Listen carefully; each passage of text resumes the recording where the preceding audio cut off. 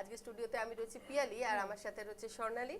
স্বর্ণালী, এতক্ষণ আমরা রাশিফল দেখলাম, এবার চলো আজকে পেপারে কি আছে সেগুলো একটু পড়ে নিই। বেশ, প্রথমেই আমি নিয়ে নিয়েছি যুগশঙ্খ পেপার। যুগশঙ্খ পেপারে প্রথমেই যে ছবিটি আগে চোখে পড়ছে সেটি হচ্ছে নরেন্দ্র মোদী মেলানির হাতে, মেলোডির হাতে টফি তুলে দিচ্ছেন। এটি কালকে আমরা নিউজে বারেবারেই দেখেছি, মেলোডি টফিতে মুগ্ধ মোলেনি। এছাড়া যুগশঙ্খ পেপারে প্রথম যে হেডলাইনটা আছে সেটা দেখে নিই। আজ থেকে ষষ্ঠদশ বিধানসভার প্রথম অধিবেশন, বিধায়কদের শপথ। আজ গুয়াহাটিতে হতে চলেছে ষষ্ঠদশ বিধানসভার প্রথম অধিবেশন। শুরু হচ্ছে বৃহস্পতিবার থেকে। বিধানসভার নবনির্বাচিত সদস্যরা শপথ নেবেন। প্রোটেম স্পিকার চন্দ্রমোহন পাটোয়ারি একে একে মন্ত্রগুপ্তির শপথ বাক্য পাঠ করাবেন তাদের। 4 দিনের অধিবেশনে অধ্যক্ষ নির্বাচন করা হবে। অধ্যক্ষ পদে শাসক জোটের প্রার্থী রঞ্জিত দাসের পক্ষ থেকে আজ মনোনয়ন দাখিল করা হয়েছে বিধানসভা সচিবের কাছে। বিরোধীদের পক্ষ থেকে অবশ্য প্রার্থী প্রক্ষেপ করা হয়নি। নবনির্বাচিত বিধায়কদের স্বাগত জানাতে প্রস্তুত চূড়ান্ত বিধানসভা সচিবালয়। রঙের প্রলেপে সেজে উঠেছে বিধানসভা সচিবালয়, ফুল দিয়েও সাজানো হয়েছে পুরো চত্বর। অধিবেশনের কক্ষও ঝাড়ামোছা করে ঝা চকচকে করে তোলা হয়েছে। রজনীগন্ধার গন্ধে মম করছে নতুন বিধানসভা কক্ষ। বিধায়করা নিজেদের কেন্দ্র থেকে এসে গেছেন দিশপুরে। বিধানসভার সচিবালয়ে আজ দিনভর দেখা গেছে নতুন বিধায়কদের ভিড়। বিধানসভার পা রেখে সকলেই উচ্ছ্বাসিত। দলের নেতাদের কাছ থেকে সব কিছু জেনে বুঝে নিতে দেখা গেছে নতুন বিধায়কদের। আনন্দ মুখর পরিবেশ সর্বত্র। ষষ্ঠদশ বিধানসভা সব দল মিলে 47 জন সদস্য প্রথমবার বিধানসভার নবনির্বাচিত হয়েছে। তাদের বিধানসভার নিয়মকানুন রীতিনীতি বুঝে নিচ্ছে। কিছু সময় লাগবে, বাকিরা সকলেই পুরনো বিধায়ক বার কয়েক নির্বাচিত হয়েছেন। বিধানসভা সচিবালয়ের প্রতিটি দলই আজ নিজেদের বিধায়কদের নিয়ে বৈঠক করছে। অগপ বিপিএফ এর পরিষদীয় দলের বৈঠক হয়েছে। ষষ্ঠদশ বিধানসভার অধিবেশন শুরু হওয়ার আগেই অগপর 10 বিধায়ককে আজ বড়াগাঁওয়ে শহীদ স্মারকে যান সভাপতি অতুল বরা ও কার্যকরী সভাপতি কেশব মহন্ত। অসম আন্দোলনে শহীদদের প্রতি শ্রদ্ধা জানিয়ে কর্মসূচিও শুরু করেন তারা। এই ছিল আজকে যুগশঙ্খ পেপারের প্রথম যে হেডলাইন। এরপর আমরা দেখে নিই ইউসিসির পেশ করা হচ্ছে বিএসসি গঠনের পরই সিদ্ধান্ত। এটা হচ্ছে দ্বিতীয় হেডলাইন। বিধানসভার প্রথম অধিবেশনেই পেশ হবে অভিন্ন দেওয়ানি আইন কিংবা ইউসিসি। তবে পেশ করা হবে সেটা এখনো ঠিক হয়নি। প্রথম অধিবেশনে অধ্যক্ষ নির্বাচনের পর গঠিত হবে বিধানসভার বিজনেস অ্যাডভাইজারি কমিটি। সেই কমিটির বৈঠকে ঠিক হবে কবে পেশ করা হবে ইউসিসির বিল। বুধবার মন্ত্রিসভার দ্বিতীয় বৈঠকের পর একাধিক একথা জানিয়েছে রাজ্যের পঞ্চায়েত ও গ্রামোন্নয়ন মন্ত্রী অতুল বরা। ভোটে বিপুল জয়ে সরকার গঠনের পর মন্ত্রিসভার প্রথম অধিবেশনে ইউসিসি সংক্রান্ত তথ্য আলোচনা করা হয় মন্ত্রিসভায়। সেই অনুযায়ী বিধানসভায় পেশ করার প্রস্তুতিও চলছে। বিধানসভায় পেশ করার পর ইউসিসি বিল পাশেও কোনো সমস্যা হবে না বলে মনে করেন পঞ্চায়েত মন্ত্রী। শাসক জোটের সংখ্যার জেরে অনায়াসেই পাশ করা হবে বিল, তিনি বলেন। মুখ্যমন্ত্রী আগেই কথা দিয়েছিলেন সরকার গঠন হলে বিধানসভার প্রথম অধিবেশনেই পেশ করা হবে ইউসিসি বিল। যেমন কথা তেমনি কাজ মুখ্যমন্ত্রীর। মন্ত্রিসভার প্রথম বৈঠকেই অনুমোদন দেওয়া হয়েছে ইউসিসি বিলে। বিধানসভার ইউসিসি বিল পাশে কোনো সমস্যা হবে না, কারণ 126 জন সদস্য বিধানসভায়, 102 জন সদস্যই শাসক জোটের। এই ছিল যুগশঙ্খের অন্য একটি হেডলাইন। এবার আরেকটি হেডলাইন আমরা দেখে নিই। কংগ্রেস জুবিনকে নিয়ে রাজনীতি করায় বিজেপি 20% বেশি ভোট পেয়েছে। হিমন্ত বিশ্ব শর্মা কথা জানিয়েছেন যে কংগ্রেস দল জুবিন গার্গকে নিয়ে যে রাজনীতি করেছে তার জন্য বিজেপি তাদের যা আশঙ্কা ছিল তার থেকে 20% বেশি ভোট পেয়েছে। আমাদের মধ্যে জুবিন আগেও ছিল, এখনো আছেন, আগামীতেও থাকবে, একথা জানিয়েছেন হিমন্ত বিশ্ব শর্মা। জুবিনকে নিয়ে কংগ্রেস রাজনীতি করাতেই বিধানসভা কেন্দ্রে 15 থেকে 20% বেশি ভোট পেয়েছে বিজেপি। বুধবার এমনটাই দাবি করেছেন মুখ্যমন্ত্রী হিমন্ত বিশ্ব শর্মা। নির্বাচনের আগে মুখ্যমন্ত্রী কথা দিয়েছিলেন ফলাফল ঘোষণার পরই জুবিন ক্ষেত্রে গিয়ে তিনি শিল্পীকে শ্রদ্ধা জানাবেন। সেই মতোই বুধবার সকালে দিল্লি থেকে ফিরে সোজা তিনি চলে গিয়েছিলেন জুবিন ক্ষেত্রে। এখানে আমরা সেই একটা ফটো দেখতে পাচ্ছি, মুখ্যমন্ত্রী হিমন্ত বিশ্ব শর্মা গিয়েছেন জুবিন ক্ষেত্রে। একদম তাকে শ্রদ্ধা জানাতে। এদিন তিনি স্পষ্ট ভাষাতেই বলেছেন, শুরু থেকেই বিজেপি বলে আসছিল জুবিনকে নিয়ে কোনো রাজনীতি করা হবে না, এবং সেটা অক্ষরে অক্ষরে মানা হয়েছে। বিজেপির একজন প্রার্থীও নির্বাচনের আগে জুবিন ক্ষেত্রে যাননি, কিন্তু কংগ্রেস গোটা নির্বাচন জুবিনের নামে চালিয়েছে। তাদের একের পর এক নেতা জুবিন ক্ষেত্রে গিয়ে ভিড় করেছে নির্বাচনের আগে। তারা ভেবেছিলেন এতে মানুষের সমবেদনা পাবেন, কিন্তু এর ফল হয়েছে ঠিক উল্টো। বরং কংগ্রেসের এই নিকৃষ্ট রাজনীতির জন্য প্রতিটি বিধানসভা কেন্দ্রে 15 থেকে 20% বেশি ভোট পেয়েছে বিজেপি। এই ছিল যুগ সংঘের আরো একটি হেডলাইন্স। এবার আমরা নিয়ে নিচ্ছি অন্য একটি পত্রিকা। এবার নিলাম আমরা সাময়িক প্রসঙ্গ। দেখে নিই সাময়িক প্রসঙ্গেতে আজকে প্রথম কি হেডলাইন রয়েছে। চলতি অধিবেশনেই আসছে অভিন্ন দেওয়ানি বিধি বিল। আসাম স্টেট ডাটা পলিসি 2026-এ অনুমোদন মন্ত্রিসভার। এই হচ্ছে আজকে সাময়িক প্রসঙ্গের প্রথম হেডলাইন। রাজ্য বিধানসভার একেবারে অধিবেশনে অভিন্ন দেওয়ানি বিধি বিল পেশ করে তা পাশ করার ব্যবস্থা নেওয়া হয়। অধিবেশনের শুরুর প্রাক্কালে বুধবার রাজ্যে মন্ত্রিসভার গুরুত্বপূর্ণ বৈঠক ও সিদ্ধান্ত নেওয়া হয়েছে।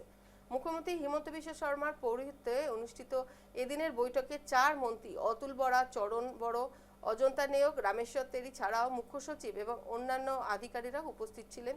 মন্ত্রিসভার শেষ বৈঠক এক সাংবাদিক সম্মেলনে মন্ত্রী অতুল বরা বলেন, আগামী শুক্রবার অর্থাৎ 22শে মে বিধানসভায় ভাষণ দেবেন রাজ্যপাল লক্ষণ প্রসাদ আচার্য। এদিন বৈঠকে রাজ্যপালের ভাষণে খসড়া অনুমোদন জানানো হয়েছে। একই সঙ্গে আসাম স্টেট ডাটা পলিসি 2026-এও জানানো হয়েছে অনুমোদন। তিনি বলেন, এই অধিবেশনে বিভিন্ন দেওয়ানি বিধি বিল বিধানসভায় পেশ করা হবে। মুখ্যমন্ত্রী আগেই বলেছিলেন, এনডিএ সরকার ক্ষমতায় এলে প্রথম বিধানসভার অধিবেশন পেশ করা হবে অভিন্ন দেওয়ানি বিধি বিল, আর প্রতিশ্রুতি পালনে বদ্ধপরিকর হলো সরকার। প্রথম অধিবেশনে অভিন্ন দেওয়ানি বিধি বিল পেশ করে পাশও করানো হবে। ইতিমধ্যে মন্ত্রিসভার প্রথম বৈঠকে অভিন্ন দেওয়ানি বিধির খসড়ার অনুমোদন জানানো হয়েছে। প্রশ্ন ওঠে, বিধানসভার কবে অভিন্ন দেওয়ানি বিধি বিল উত্থাপন করা হবে। প্রত্যুত্তরে মন্ত্রী বরা জানান, বিজনেস অ্যাডভাইজারি কমিটি গঠনের পর এ ব্যাপারে সিদ্ধান্ত নেওয়া হবে, তবে অনায়াসেই বিলটি পাস হবে। এই ছিল সাময়িক প্রসঙ্গে, সেই সঙ্গে যুগ সংখ্যেও এটাই হেডলাইন ছিল। এবার আমরা দেখে নিই সাময়িক প্রসঙ্গে দ্বিতীয় যে হেডলাইন রয়েছে, মিতব্যয়ীর পথে অসম সরকার, জ্বালানি খরচ 20% কাট ছাড়। তো আমরা দেখতে পাচ্ছি যে মিতব্যয়ীর পথে অসম সরকার, জ্বালানি খরচ 20% কাট করতে বলছে সরকার পক্ষ থেকে। এই ব্যাপারে আমরা কালকে বিস্তারিত জানছিলাম নিউজে, একের পর এক কিভাবে কাটছাট করার কথা বলেছেন, সেটি বিস্তারিত এখানে আছে। এরপর আমরা দেখে নিই সাময়িক প্রসঙ্গে যে তৃতীয় হেডলাইন রয়েছে, মন্ত্রিসভার রদবদলে জল্পনার মধ্যেই আজ কেন্দ্রীয় মন্ত্রী পরিষদের বৈঠক প্রধানমন্ত্রী। মন্ত্রিসভায় যে রদবদল হয়েছে তারপরই আজ কেন্দ্রীয় মন্ত্রীদের বৈঠক হবে প্রধানমন্ত্রী। মন্ত্রিসভার সম্ভাব্য রদবদল ও সম্প্রসারণের জল্পনার ক্ষেত্রে বৃহস্পতিবার কেন্দ্রীয় মন্ত্রী পরিষদের গুরুত্বপূর্ণ বৈঠক বসতে চলেছে প্রধানমন্ত্রী নরেন্দ্র মোদী। এই ছিল সাময়িক প্রসঙ্গের গুরুত্বপূর্ণ হেডলাইন। স্বর্ণালী, এখন আমরা একটা ছোট্ট বিরতি নিয়ে নিই। বিরতির পর তুমি আমাদের আর দুটো পেপার পড়ে শুনিও। আমরা ফিরলাম বিরতির পর। আর বিরতির আগে যেমনটা পিয়ালি আমাদেরকে আমায় বলছিল যে আরো দুটো খবরের পত্রিকার শিরোনাম তুলে ধরার জন্য এবার নিয়ে নিচ্ছি নিয়মিয়া বার্তা। আর প্রথমেই যে শিরোনাম রয়েছে নিয়মিয়া বার্তা, একেবারে এই খবরে ধারাবাহিকভাবে আমরাও সম্প্রচার করেছি নিউজ লাইভ বাংলায়, যেখানে ইটালিতে বিপুল আদরণী সম্ভাষণ করা হয় ভারতের প্রধানমন্ত্রীকে। প্রধানমন্ত্রী জর্জিয়া মেলোনিকে পার্লের মেলোডি চকলেট উপহার দেন প্রধানমন্ত্রী মোদী, এবং এই যে ছবি এবং ভিডিও কিন্তু ইতিমধ্যে সোশ্যাল মিডিয়া একেবারে তোলপাড়ের সৃষ্টি করেছে। দুই দেশের প্রধানমন্ত্রীর মধ্যে যে দ্বিপাক্ষিক বৈঠক, সেই বৈঠকে দুটো দেশের সহযোগিতার সমন্বয়ের উপর গুরুত্ব প্রদান করা হয়েছে। এবং মেলোডির উপহারের ভিডিও ভাইরাল হওয়ার পরই কিন্তু দেখা গিয়েছে যে পার্লের চকলেট, সেই মেলোডি চকলেটের শেয়ার মূল্য কিন্তু বৃদ্ধি পেয়েছে। 5টি দেশের ভ্রমণসূচির অন্তিম পর্যায়ে প্রধানমন্ত্রী নরেন্দ্র মোদী ইটালিতে উপস্থিত হওয়ায় দেশের প্রধানমন্ত্রী জর্জিয়া মেলোনি তাকে উষ্ণ অভ্যর্থনা জানান, এবং তারপরেই কিন্তু প্রধানমন্ত্রী তাকে এই মেলোডি চকলেট উপহার দেন। এই ছিল প্রথম শিরোনাম। দ্বিতীয় শিরোনামে নজর রাখছি, ব্যবসায়ী অবনী বড়ুয়ার রহস্যজনক মৃত্যু।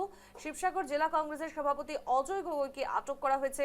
স্ত্রীর দাবি, অজয় গগৈ মানসিক নির্যাতন চালিয়েছিল স্বামী অবনী বড়ুয়াকে। গুরুত্বপূর্ণ খবর, বিস্ফোরক অভিযোগ উঠছে অজয় গগৈয়ের বিরুদ্ধে। যেখানে চড়াইদিউ জেলার মামরা বিশ্রামপুর জজলিহাবি অঞ্চলের সর্বরোহী ব্যক্তি শিক্ষক সাহিত্যকর্মী সমাজ সংগঠক তথা ব্যবসায়ী অবনী বড়ুয়া গেল 16ই মে সকাল 8টায় হঠাৎ অসুস্থ হয়ে পড়েন এবং তারপর তার পরিবারের লোকজন তাকে তৎক্ষণাৎ ডিব্রুগড় অসম চিকিৎসা মহাবিদ্যালয়ে ভর্তি করেন।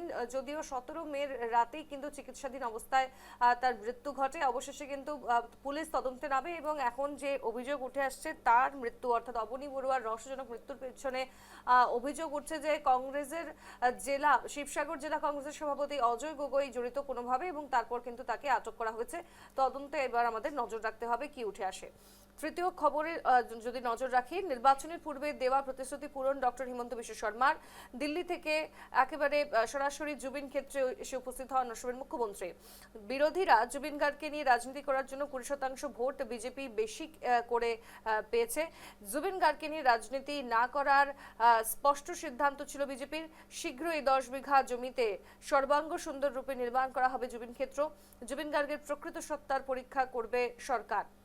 নির্বাচনের পূর্বে প্রদান করা প্রতিশ্রুতি অনুযায়ী মুখ্যমন্ত্রী রূপে দ্বিতীয়বার শপথ গ্রহণ করার পর জুবিন ক্ষেত্রে উপস্থিত হলেন মুখ্যমন্ত্রী ডক্টর হিমন্ত বিশ্ব শর্মা এবং উল্লেখ্য যে নির্বাচনের পূর্বে মুখ্যমন্ত্রী বলেছিলেন যে বিজেপির নেতারা কিন্তু জুবিনের রায়দান করবে, তার মৃত্যুর পিছনে কি কারণ রয়েছে তা বের করে আনবে এবং পরশুদিন তিনি দিল্লি গিয়েছিলেন। দিল্লি থেকে সরাসরি গতকাল তিনি জুবিন ক্ষেত্রে এসে উপস্থিত হন।